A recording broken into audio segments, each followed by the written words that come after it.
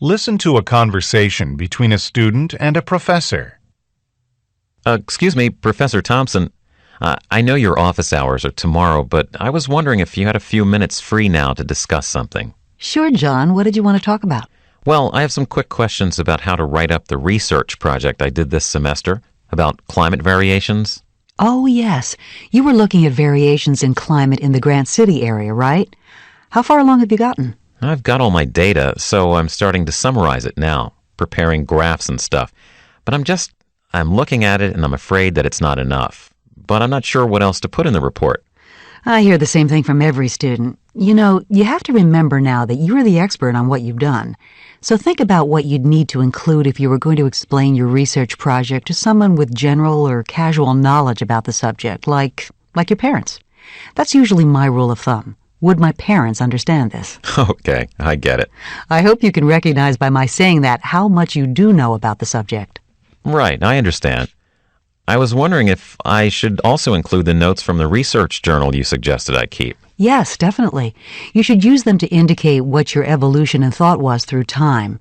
So just set up, what was the purpose of what you were doing, to try to understand the climate variability of this area, and what you did and what your approach was. Okay, so for example, I studied meteorological records. I looked at climate charts. I used different methods for analyzing the data, like certain statistical tests, and then I discussed the results.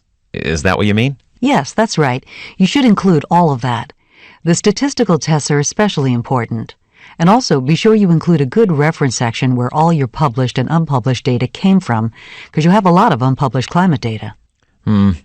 Something just came into my mind and went out the other side. That happens to me a lot, so I've come up with a pretty good memory management tool. I carry a little pad with me all the time and jot down questions or ideas that I don't want to forget.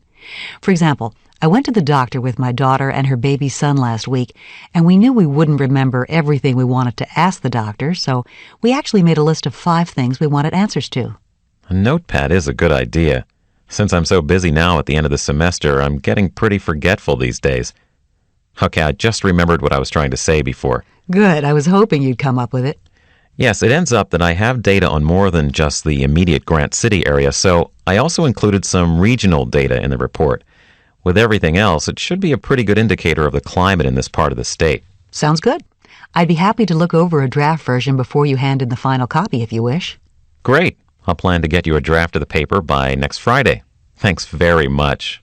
Well, see ya. Okay. Why does the man go to see his professor?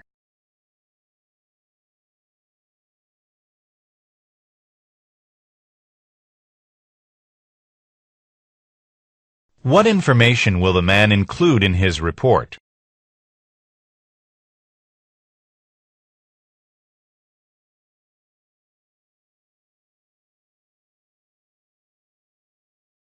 Why does the professor tell the man about the appointment at the doctor's office?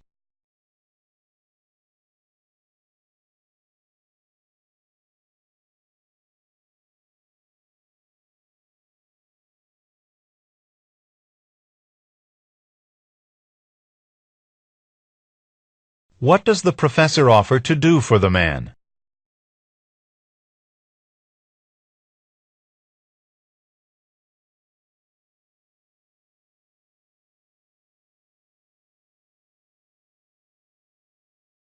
Listen again to part of the conversation, then answer the question. You know, you have to remember now that you're the expert on what you've done. So think about what you'd need to include if you were going to explain your research project to someone with general or casual knowledge about the subject, like your parents. That's usually my rule of thumb. Would my parents understand this? Okay, I get it. I hope you can recognize by my saying that how much you do know about the subject. Why does the professor say this? I hope you can recognize by my saying that how much you do know about the subject.